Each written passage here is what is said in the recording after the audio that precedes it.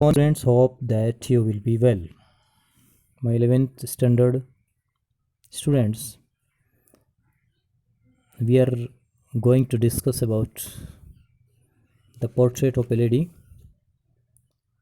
section prose, lesson number first, written by Khushwant Singh.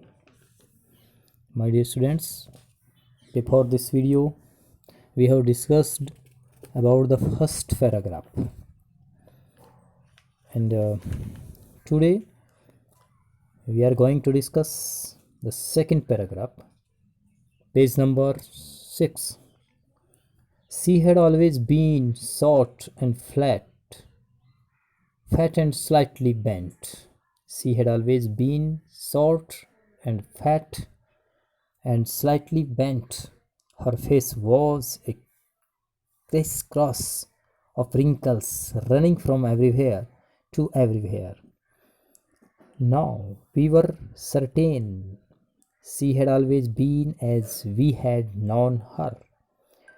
Old, so terribly old that she could not have grown older, and had stayed at the same age for 20 years. She could never have been pretty, but she was always beautiful. She hobbled about the house in spotless white, with one hand resting on her waist to balance her stoop and the other telling the beads of her rosary. Her silver locks were scattered untidily, untidily, untidily over her pale and puckered face. क्या बोलेंगे इसको?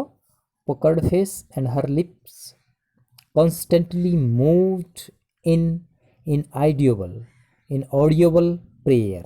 Inaudible. You should pay attention to the pronunciation, the right pronunciation. Inaudible prayer. Yes, she was beautiful.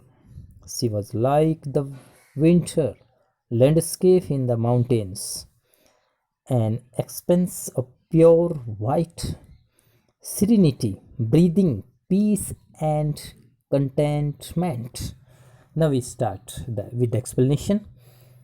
She had always been short and flat. देखिए प्यारे बच्चों, यहाँ पर खुशवंत सिंह जी की ये ऑटोबायोग्राफी है, the portrait of A lady. उनकी आत्मकथा है, उसके बारे में वो डिस्कस कर रहे हैं और अपनी दादी के बारे में बता रहे हैं कि वो कैसी थी, किस तरह की थी। यहाँ पर ये बातें बताई गई हैं प्यारे बच्चों, इसके बारे में ये डिस्कस चल रहा है। She had always been short and fat and slightly bent. तो कैसी थी वो हमेशा से ही छोटे कद की थी। कैसी थी? शॉर्ट, छोटा कद था उनका, छोटे कद की, मोटी और थोड़ी झुकी हुई थी। स्लाइटली बेंट का मतलब थोड़ी झुकी हुई थी। She had always been short and fat and slightly bent. So my dear students, the author is telling about her grandmother, that she was short and she always was slightly bent. Explanation पर ध्यान देंगे, हम इसको थोड़ा explain भी करेंगे हिंदी और English दोनों भाषाओं में। Her face was a crisscross of wrinkles running from everywhere to everywhere. तो इस प्रकार से उनका चेहरा कैसा था? क्रिस क्रॉस का मतलब होता है कि थोड़ा ऊपर नीचे, है ना। मीनिंग्स में भी आप देख सकते हैं इसको, दिखा क्रिस क्रॉस, ऊपर नीचे थोड़ा आड़ा तिरछा। और रिंकल्स, उसकी जो रिंकल्स थी, जो झुर्रियाँ पड़ी हुई थी, वो कोई ऊपर से जा रही, कोई नीचे से जा रही, तो इस तरह के उसके फेस पर ये थी। तो the writer author is saying that her face was stranger, that was a different way, running from everywhere to everywhere. और ऐसा लग रहा था कि उसके रिंकल्स दौड़ रही हैं, कोई एवरीवेयर, हर जगह जा रही हैं। उसके चेहरे पर चारों तरफ नज़र आ रही हैं, यानी कि उनके चेहरे पर हर जगह आड़ी तिरछी झुर्रियाँ थी। इस तरह की बातें बताई गई। No, we were certain, she had always been as we had known her. यहाँ पर बताया गया नहीं, हमें पूरा विश्वास था कि वे हमेशा से वैसी ही थी जैसे हम उन्हें जानते थे। यानी कि इसमें बताया गया कि नो वी वर सर्टेन, हम निश्चित थे इस बारे में। She had always been as we had known her, जैसा कि हमें उसके बारे में ज्ञान था, हम उसके बारे में जानते थे कि वो ऐसी है, तो वो ऐसी ही थी। Old, so terribly old that she could not have grown older and had stayed at the same age for 20 years। तो वो इतनी, यहाँ पर बताया गया है कि बूढ़ी, इतनी ज़्यादा बूढ़ी कि अब वे और बूढ़ी नहीं हो सकती थी। ये बताया गया कि बिल्कुल जो बुढ़ापे की थी वो लास्ट सीमा थी, उससे ज़्यादा बूढ़ी तो वो नहीं हो सकती थी। ये बताया गया old, so terribly old, terribly बहुत अधिक, टेरिबली ज़्यादा अधिक, और that she could not have grown older, इससे ज़्यादा तो बूढ़ी नहीं हो सकती हो, जितनी बूढ़ी थी उतनी हो सकती थी। And had stayed at the same age for 20 years, और लगभग हम उसे देखते थे कि लगभग 20 साल से उनकी उम्र जस की तस बनी हुई थी। वो ऐसी लग रही थी, मैं देखने में तो ऐसी लग रही थी कि वो, मैं 20 साल से लगातार ऐसी देख रहा हूँ कि वो तो ऐसी ही थी, सेम थी, हैं, बूढ़ी थी। That was the same age and she could not be next or being old, grown older, that's the author is saying here, but she was always beautiful। यहाँ पर यह भी बात बताई गई है कि she could never have been pretty, मतलब ऐसा नहीं हो सकता था कि वो सुंदर नहीं थी, अपने युवा एज में वो बहुत सुंदर थी। ये भी बात बोली गई है कि वे कभी आकर्षक नहीं हो सकती थी। अब तो जैसे बुढ़ापा है, अब she could never have been pretty, मतलब इतनी सुंदर तो नहीं हो सकती थी, वो कभी नहीं हो सकती थी। But she was always beautiful, लेकिन वह हमेशा से खूबसूरत थी। बुढ़ापे में तो नहीं हो सकता इस तरह से, बट उसके बारे में, अपनी दादी के बारे में ये बता रहे हैं। But she was always beautiful, वह बहुत सुंदर थी। She hovered about the house in the spotless white wind. Hovered क्या होता है प्यारे बच्चों? जो जैसे बूढ़ा आदमी होता है तो किस तरह से चलता है, उसका ढंग चलने का अलग होता है, उसे होवर्ड कहते हैं, HOWLD। क्या कहते हैं उसको? होवर्ड, कि उसका चलने का ढंग ही डिफरेंट होता है, दैट्स डिफरेंट वे में वो चलते हैं बेचारे, बेढंग हिसाब से। वॉकड अबाउट वार्डली, तो वो इस तरह से चलती थी कि कोई पैर कहीं गया, कोई कहीं गया, इस तरह से वो चलती थी। She hovered about the house in spotless white, लड़खड़ाते हुए चलती थी। वे पूरे घर में बेदाग सफ़ेद कपड़े पहने लड़खड़ाते हुए चलती थी, है ना? कैसे कपड़े? बेदाग, स्पॉटलेस, स्पॉटलेस मीन्स बेदाग। White with one hand resting on her waist to balance, और अपने शरीर का बैलेंस भी बनाती थी। उनका जो ज़्यादातर एक हाथ था वो अपने झुकाव को संभालने के लिए कमर पर रहता था, उसका पीछे रहता था ताकि वो अपना बैलेंस बना ले। वेस्ट का मतलब अपनी कमर पर रखता था, टू बैलेंस हर स्टूप, अपने बैलेंस को, अपने जो झुकाव है उसको ठीक तरह से वो रख सके, हैं, उसको वो इस तरह से चलती थी। Telling the beads of her rosary, तो रोजरी का मतलब क्या होता है कि जैसे वो अपनी माला का जपना, a string of heads for keeping count in a devotion of a religion, यानी कि जप माला करती थी। जब वो जप माला करती थी, यानी कि जैसे पूजा करते हैं लोग, तो वो जब जप माला के जो मनके होते हैं उसमें वो कैसे गिनती रहती थी, यहाँ पर भी ये इसके बारे में डिस्कस किया गया है।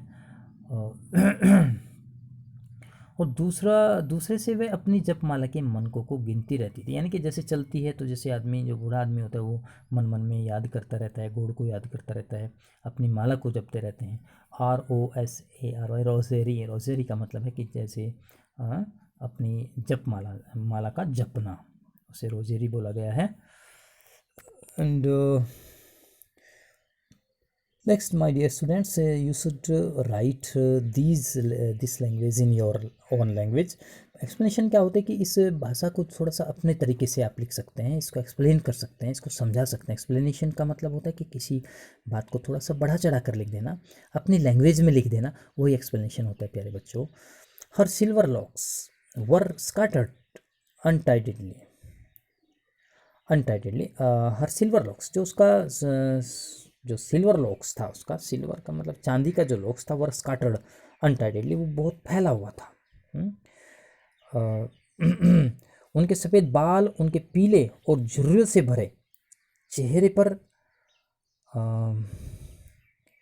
बे बेतरतीब ढंग से फैले हुए थे, बहुत बुरी ढंग से फैले हुए थे।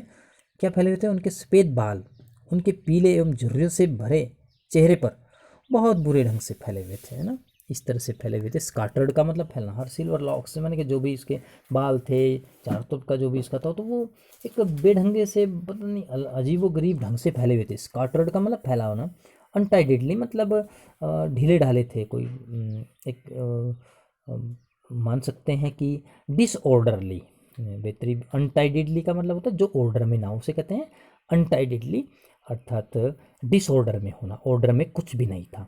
ओवर हर पेल पकर्ड फेस, और उसका जो फेस था वो कैसा था?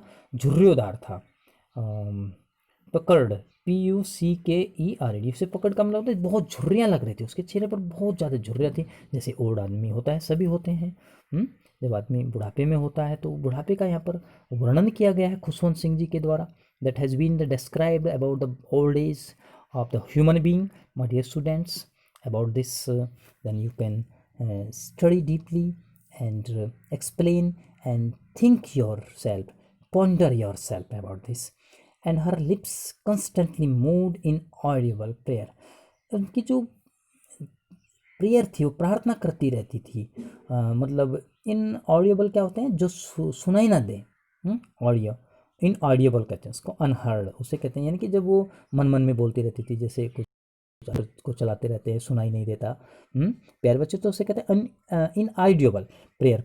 यस, सी वॉज ब्यूटीफुल, बिल्कुल सुंदर थी वो बहुत सुंदर थी। She was like the winter landscape in the mountains, और ऐसे लगती थी कि वो जैसे जैसे सर्दियों में पहाड़ों का नज़ारा होता था ना, मतलब जैसे सर्दियों में आपको पहाड़ नज़र आते थे। She was like the winter landscape in the mountains. Like का मतलब होता है यहाँ पर तरह, विंटर, विंटर सर्दियाँ, लैंडस्केप, लैंडस्केप का मतलब होता है यानी कि जो वहाँ का क्षेत्र है, माउंटेन्स का, पर्वतों का। An expanse of pure white serenity, तो उसके अंदर क्या था कि एक्सपेंस ऑफ सीरेनिटी का मतलब है हिमाच्छादित पर्वत। यहाँ पर आप इसमें दिया हुआ है, इसमें आप देख सकते हैं पासर, जो शांत चित्र के समान दिखाई देता, बहुत ही शांत। N expanse of pure serenity, इनकी बहुत शांति से और बहुत शांत मुद्रा में ऐसे दिखाई देता है। यानी कि जिस सर्दियों का नज़ारा होता था तो शुद्ध धवल, और उसका जो विस्तार था शांति और संतोष से भरा हुआ था, ऐसा उनका चेहरा लगता था कि वो बिल्कुल शांति प्रिय है, बहुत अच्छा उनका चेहरा लगता था। तो प्यारे बच्चों, यहाँ पर ये हम सेकंड पैराग्राफ आपको पढ़ा रहे हैं, तो यहाँ पर खुशवंत सिंह जी ने क्या बोला, कि अपनी दादी के बारे में बोला, उसके कैसा उनका पोस्चर था, हाव भाव कैसा था, उनका चेहरा कैसा था। और ये भी हमारे ये पैराग्राफ, ये लेसन ये इंगित करता है कि वास्तव में जो मनुष्य बूढ़ा होता है तो उसकी कंडीशन क्या होती है। अपनी दादी के माध्यम से वो पूरी बुढ़ापे की ओर, जो मानव जीवन है, मानव जीवन के उस बुढ़ापे की ओर इशारा करता है कि मनुष्य किस तरह से बाद में ऐसा हो जाता है। प्यारे बच्चों, इसको आप रेफरेंस लिखें, कॉन्टेक्स्ट लिखें और एक्सप्लेनेशन भी करें। इसका एक्सप्लेनेशन के लिए मैंने जैसे बताया, you can write, you can describe about that these lines have been taken from the lesson The Portrait of a Lady written by Khushwant Singh. And context क्या होता है प्यारे बच्चों? प्रसंग, यानी कि जिसके बारे में कोई बात की गई है। You can write in your notebook that Khushwant Singh was a great writer and he was famous because he wrote a famous book, Train to Pakistan. He wrote. So he's telling about his grandmother, and it is a autobiography, and he's described about the manners and the conduct about his grandmother, and he's telling the physical fitness of the human being, the old age, what type people were there at that time, what is the life story about this, and young age, what is the condition the young age, and then that go in a fall down, then what will be the condition of the old person old age, that is telling us in the context में आप इस तरह से लिख सकते हैं, explanation में भी इसी तरह से you can think also in your mind that I have a grand mother also, कि मेरे पास एक दादी है, तो अपनी दादी के बारे में आप लिख सकते हैं। जैसे बुढ़ापा तो सबके लिए लगभग बराबर होता है, उसी तरह से उनका चेहरा होता है, झुर्रियाँ रहती हैं, रिंकल्स रहती हैं, इस तरह से आप इसे प्यारे बच्चे से लिखेंगे, एक्सप्लेनेशन करेंगे। But my dear student, if you have any problem, face any problem, then you can directly contact to me through the comments, and you can meet me anywhere. Thank you very much, my dear students. Be happy.